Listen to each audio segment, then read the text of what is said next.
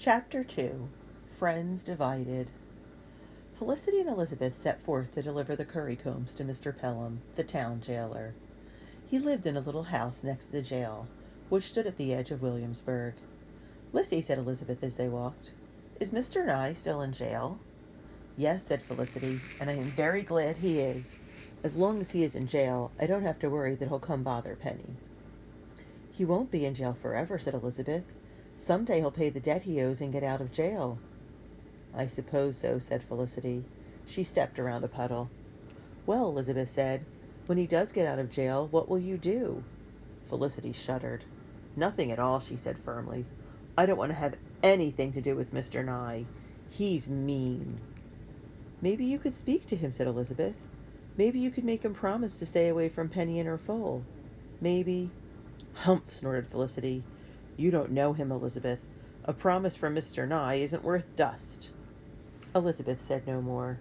They had reached Mr. Pelham's house. It was connected to the jail, which looked gloomy even in the afternoon sunshine. Felicity knocked on Mr. Pelham's stout wooden door. She and Elizabeth waited on the doorstep for a few minutes. At last Mr. Pelham opened the door. "Yes," he said. "What is it?" "Good afternoon, sir," said Felicity. "We're delivering your currycombs from Merriman's store." She held out the bundle. "Ah, yes, indeed," said Mr. Pelham. "Thank you. 'Tis good of you to bring them to my house. Come in for a moment while I find money to pay you." The two girls stepped inside Mr. Pelham's house as he went on. "I don't have time to get to the store these days. The jail is crowded since they've started arresting loyalists. I'm so busy, He stopped and looked around. "Oh, bother," he said. "I've left my money in my coat pocket, and I've left my coat in the passage. If you'll just follow me." He lit a candle and led the girls to the passage that connected his house to the jail. "Come along this way," he said. "I've got the—" Suddenly, they all heard a muffled thump, and then someone started coughing violently and choking. Felicity realized she was standing next to the door of a cell. The sounds came from inside. "Oh, dear," exclaimed Mr. Pelham. "Stay right here, girls. I've got to help." His keys jangled as he hurriedly unlocked the door and rushed into the cell. Felicity and Elizabeth shivered a little, but they couldn't help peering after him. The cell was small and cold and dark. Mr. Pelham had set his candle on the floor. By its eerie light the girls saw the jailer easing a man's body back onto a pallet. The body sagged as if it had no bones. The head rolled toward them, and Felicity gasped. The man's eyes were closed. His skin was ghostly white. He was shrunken and thin enough to seem almost transparent. But Felicity was sure that the lifeless lump on the pallet was her old enemy. She swallowed hard and whispered to Elizabeth, "That is Mr. Nye." Elizabeth's eyes widened, but she said nothing. Both girls stepped back quickly as Mr. Pelham came out of the cell and locked the door behind him. "That's Mr. Nye, isn't it?" Felicity asked. "Aye," said Mr. Pelham. Is he dead?" Elizabeth whispered. "Near to it," said Mr. Pelham. "He's had the fever for days. He's got no money to buy logs for a fire, or a blanket, or medicine." The jailer shook his head. "Jiggy Nye used to be a respected man. No one in Williamsburg knew more about animals. But after his wife died, he took to drinking. He drank in hate with every drop. He's been in the stocks and pillory many times. Now he's ended up here, in debtor's jail, with no one to care if he lives or dies." After Mr. Pelham paid for the currycombs, Felicity and Elizabeth said goodbye. The sky was a wintry pink as they walked away from the jail, and Felicity felt cold. She pulled her cloak close around her, but the chill she felt was inside and would not go away. Felicity and Elizabeth walked together silently through the January dusk. Mr. Nye's face haunted Felicity. She could not forget how helpless and sad he looked. Then Felicity shook herself. Mr. Nye might be sick, she thought, but he is still the man who treated Penny so badly. I will not feel sorry for him. Elizabeth looked over at Felicity. "It was terrible in that cell, wasn't it?" she said. "It was so dark and so cold. No one should have to live in a place like that, especially someone who is sick, with no one to care for him." Felicity said firmly, "It is Mr. Nye's own fault he has no friends. He is cold-hearted and cruel." "He looked like a weak, helpless old man to me," said Elizabeth softly.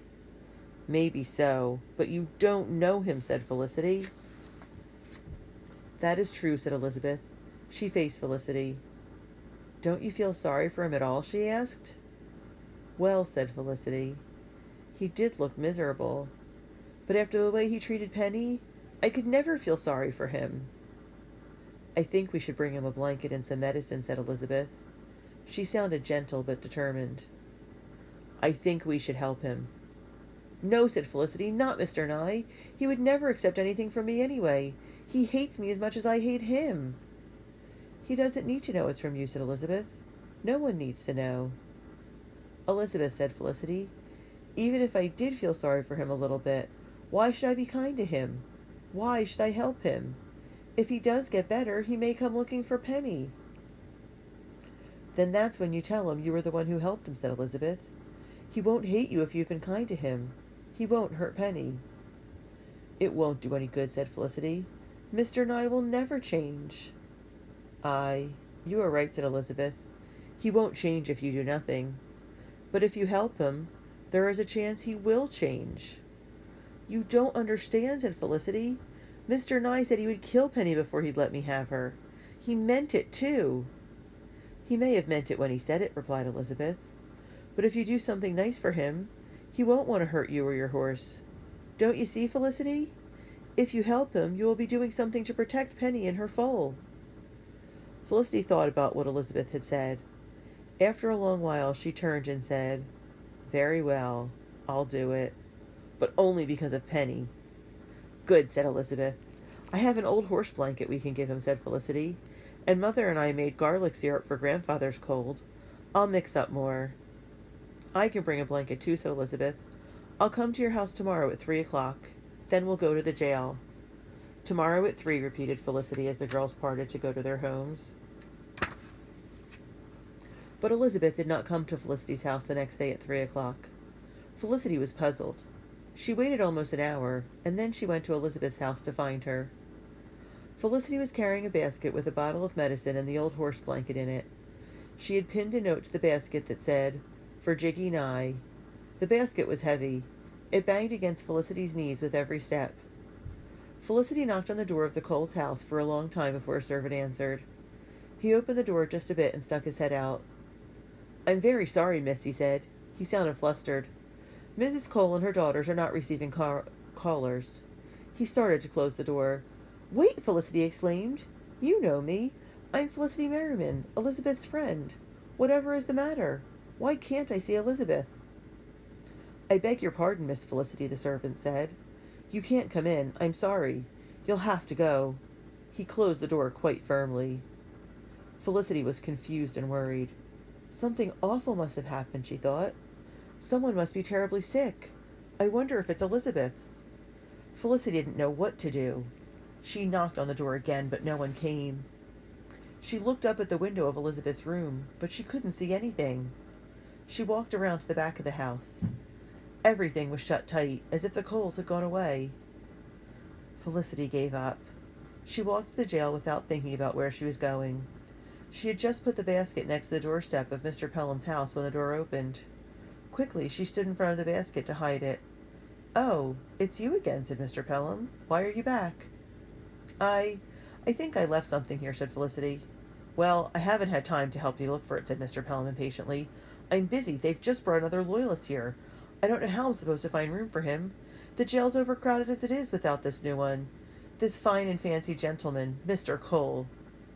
Mr. Cole? Elizabeth's father? Felicity was stunned. It can't be Mr. Cole, she said to the jailer. Why would Mr. Cole be put in jail? He's a loyalist, shrugged Mr. Pelham. That's reason enough. But that's not fair, Felicity exclaimed. Mr. Cole hasn't done anything wrong. You can't...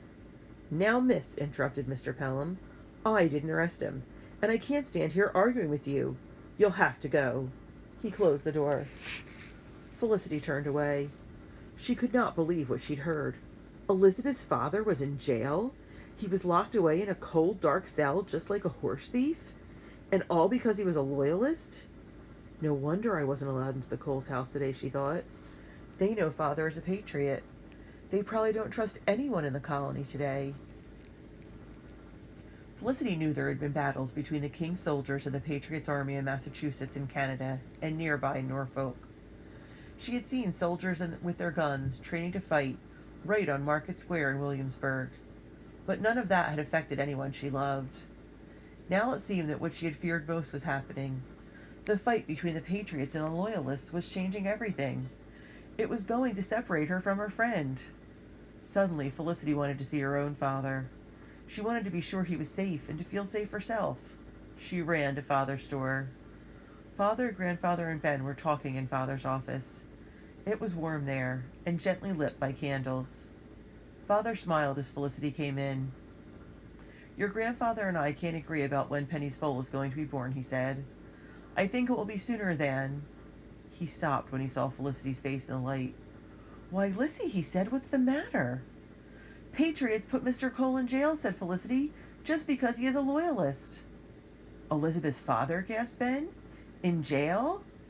"Aye," said Felicity, "in a cold, dark cell, just like Mr. Nye." "This is an outrage!" exclaimed Grandfather. He was furious. "This just cannot be possible."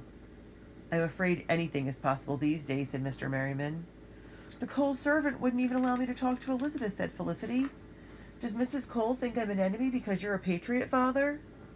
Father put his arm around Felicity's shoulder. "Elizabeth knows you were her friend," he said. "Never fear." Ben tried to comfort her too. "The day after next is Sunday," he said. "You'll see Elizabeth at church. You'll be able to speak to her there." Felicity hoped he was right.